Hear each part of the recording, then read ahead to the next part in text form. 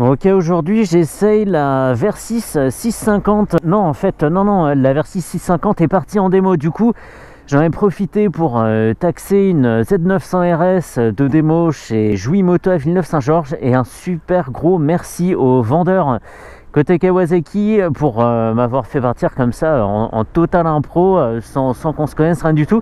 Je vais pas refaire la fiche technique, juste un petit point, je crois que j'avais pas précisé dans la première vidéo, sont les pneus, ce sont des Dunlop Sportmax. À l'avant il fait combien? Il fait 120 à l'avant, et à l'arrière il est costaud, 180, non? Il fait 180 exactement. Donc je vais pas refaire la fiche, mais c'est une moto que je voulais réessayer parce que la première fois j'étais pas dans les bonnes conditions.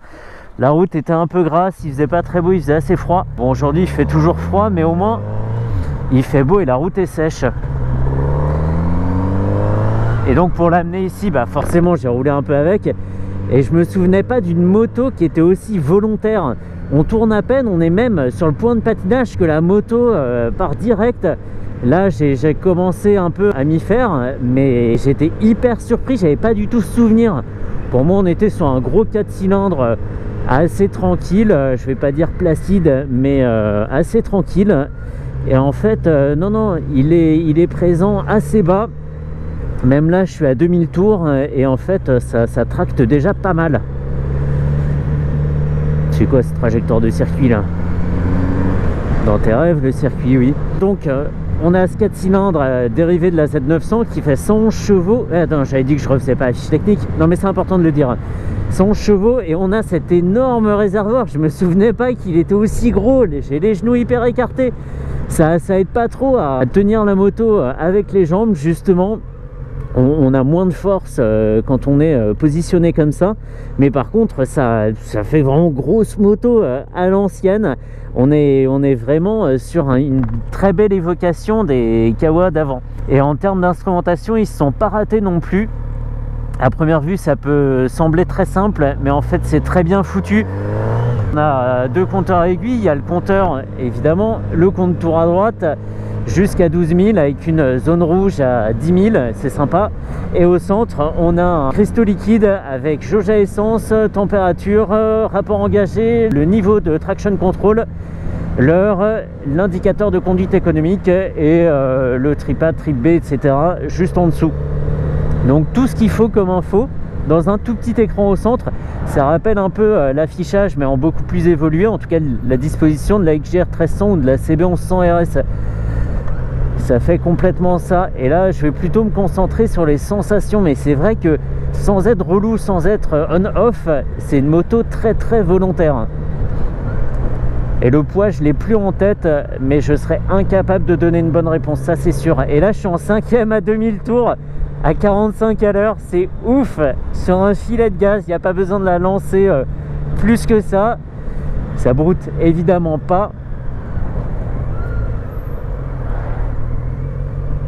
Ça c'est tout à fait une moto que je pourrais acheter. Déjà parce que c'est un 4 cylindres, elle part direct avec 75 points d'avance.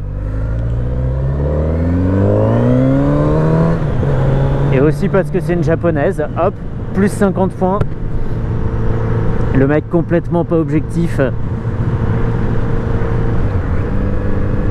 Et le bruit, on l'a entendu au démarrage, hein, un bruit super profond, complètement d'origine. LED à l'avant, LED à l'arrière.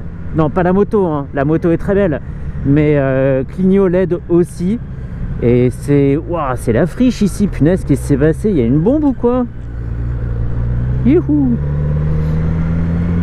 Pas forcément la plus agile pour passer d'un angle à l'autre. Petit manque de vivacité, mais en tout cas elle est bien posée au sol, hein, ça c'est sûr. Elle manque pas de stabilité. Punaise, je me souvenais pas non plus que j'avais les deux pieds bien par terre. Deux pieds bien par terre, même si le réservoir commence à s'élargir assez vite.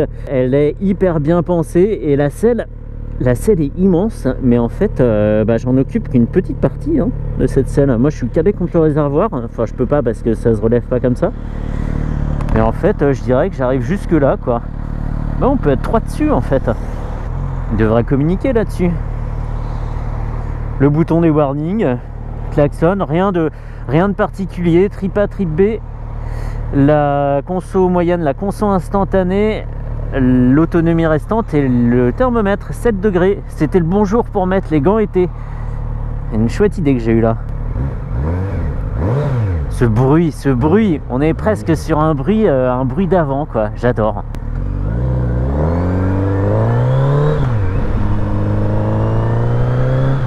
Voilà, première seconde, troisième pour fixer le régime, c'est terminé, on est à 50.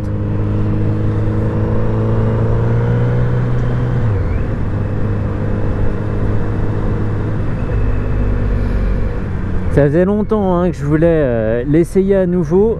Et là j'ai vraiment de la chance de l'avoir trouvé. Joli R5, c'était quoi, une TL?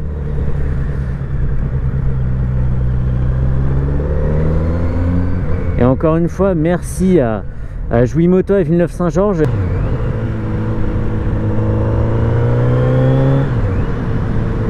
C'est vraiment une grosse moto à tout point de vue quoi. C'est gros gabarit mais sans être encombrant. Au niveau poids c'est tout à fait gérable, il n'y a aucun souci de ce côté là. Le moteur a beaucoup de couple, beaucoup de souplesse du coup, merci les 4 cylindres, les bras bien écartés, pareil sans que ça soit gênant dans les bouchons. Une fourche réglable sur les 2 tubes, donc ça c'est bien aussi à préciser. C'est pas forcément l'essai le plus pertinent sur la Z900 RS, c'est juste un complément de la première vidéo. Et le freinage est sympa, il y a une bonne attaque, un bon contrôle, mais par contre c'est la fourche qui est un petit peu molle. Ça, après, la machine est réglée un peu de façon standard pour convenir à tout le monde. On peut pas faire une moto trop sèche en suspension. Donc ça on va pas forcément en tenir compte.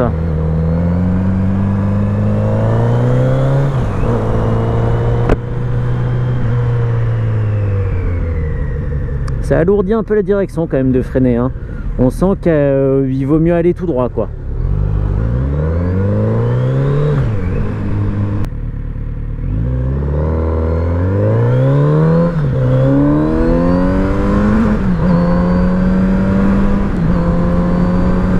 Je fais bien attention à pas monter trop en régime.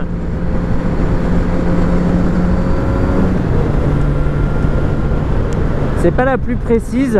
Il y a en fait là je sais pas si c'était du fait que j'étais en montée, en courbe, en charge, enfin tout ce qu'on veut, mais on a du mal à lui faire changer de cap. Quand ça tire, et en fait on a du mal à resserrer ou à élargir sa trajectoire. Ça peut être gênant s'il y a un petit défaut sur la route qu'on veut éviter. C'est pas la plus pointue pour ça.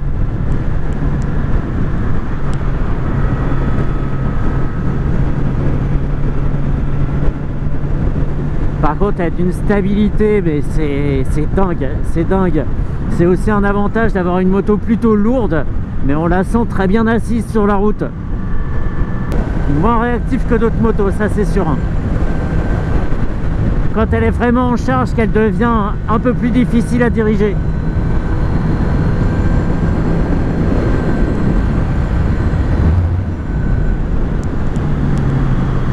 Ouais, ça freine fort. Si je continue à freiner, je vais m'asseoir sur le réservoir. Et ce bruit.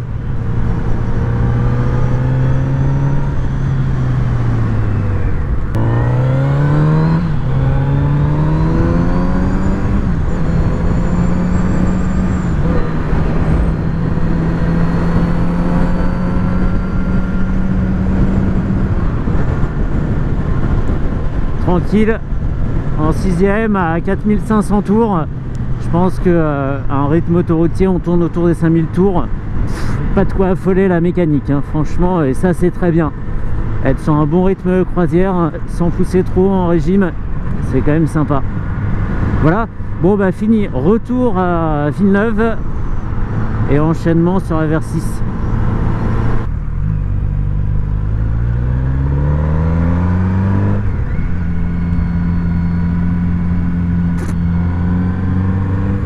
J'ai du mal à la faire aller où je veux, surtout quand la trajectoire est serrée, c'est compliqué de la faire plonger.